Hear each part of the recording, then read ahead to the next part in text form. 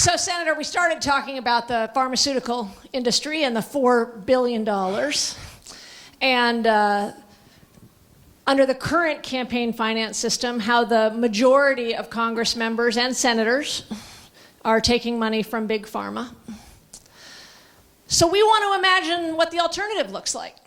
You have supported democracy vouchers, and I would love to hear you explain why you support that, and you've supported publicly financed elections with matching funds.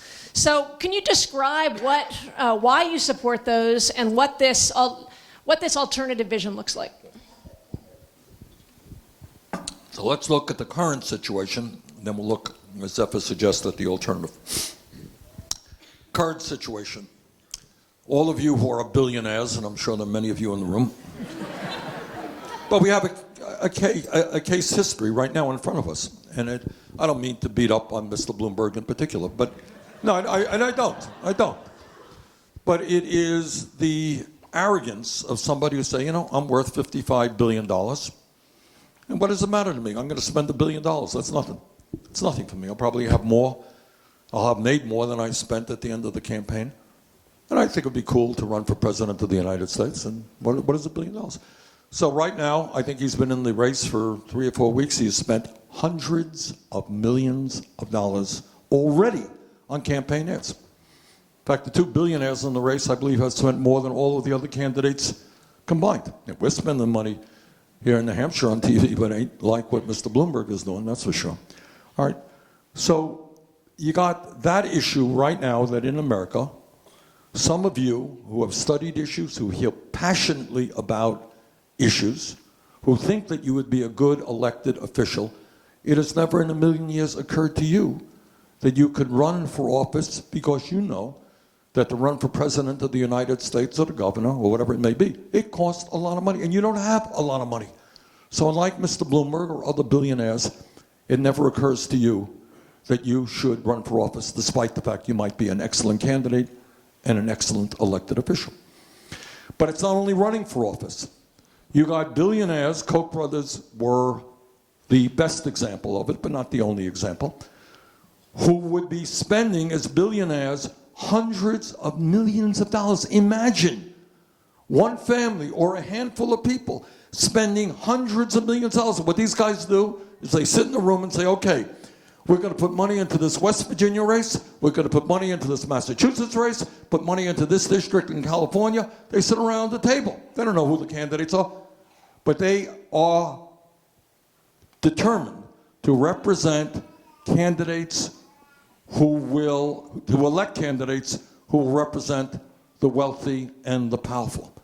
That is, again, an obscene violation of, in my view, democratic principles. All right, so what you got is a system in which many, not all, but many elected officials are dependent upon their campaign contributors. Now, what candidates will tell you is, oh yes, I go to wealthy people's homes and I raise huge sums of money. Doesn't impact me. Oh, I have a super PAC and billionaires are putting in money that is unaccountable. Doesn't impact me. Sure it doesn't. Why do you think billionaires and the wealthy make campaign contributors? They may be greedy, but they are not stupid. And they understand that when they invest, it is an investment. You're a business, you put money, you do TV ads, you hire good people, you do all the things you do. You are hiring your elected officials. So anybody who tells you that they're busy, while they're busy raising money from the wealthy and the powerful and CEOs of large corporations, it doesn't impact you. They are not telling you the truth. Of course it impacts you. Everybody knows that. All right, so how do we deal with that? How do we deal with it? Well, above and beyond making all the political changes that we have to make, making sure that everybody 18 years of age can vote without impediment, making sure that we end this obscene and extreme gerrymandering that goes on, we need real campaign finance reform. And as Zephyr mentioned earlier, the obvious first step is to overturn this disastrous Citizens United Supreme Court decision.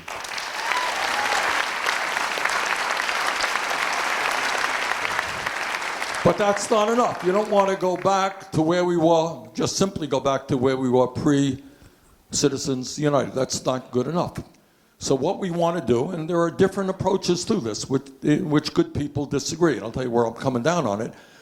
But what you want to do is move toward public funding of elections. All right? And when you take that step forward, there are various ways that you can go forward. And some states have already had pretty good success. I think Maine is working pretty well, isn't it? New York City is working fairly well. Who's here from Maine? Okay. You know something about the thing there? I ran and won on the elections. There you go. And my understanding, not that I am asking you to speak for all of Maine, but is that Republicans and Democrats are taking advantage of the clean money. Is that right? They are, but since the McComish decision, McCutcheon, out of the Supreme Court, they've been taking less and less. Yeah. It's become a more partisan issue. Okay. But the idea of public funding in general, the broad idea, is that anybody in this room who wants to run for office and can indicate a degree of support should be able to run for office. And instead of having to go to wealthy campaign contributors, you'll get funded out of the general public tax fund. Now people say, oh, the government is funding politicians, wasting all of that money.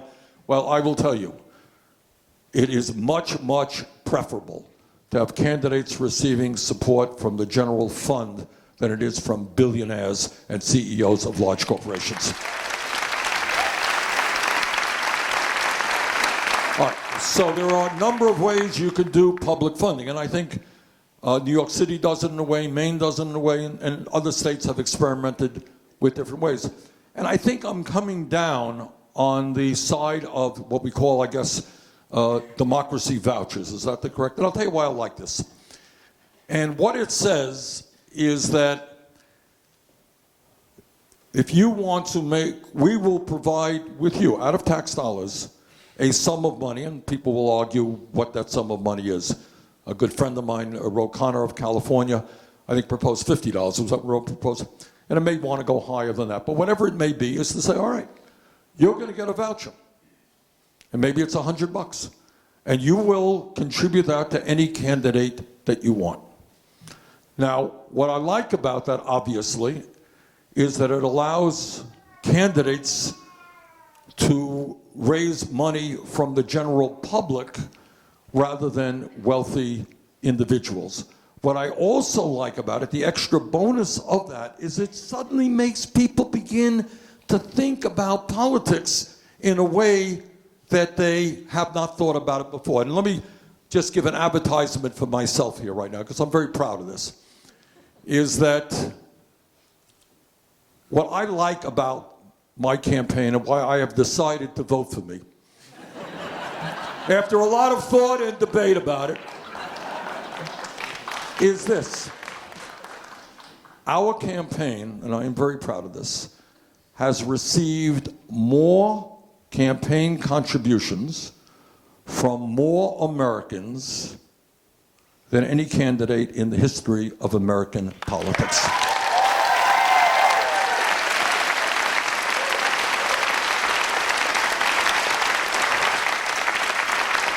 I believe, I am not 100% sure, but I believe that within the next few days, we will have received 5 million contributions from well over 1 million people, probably closing in 1.3, 1.4 million people.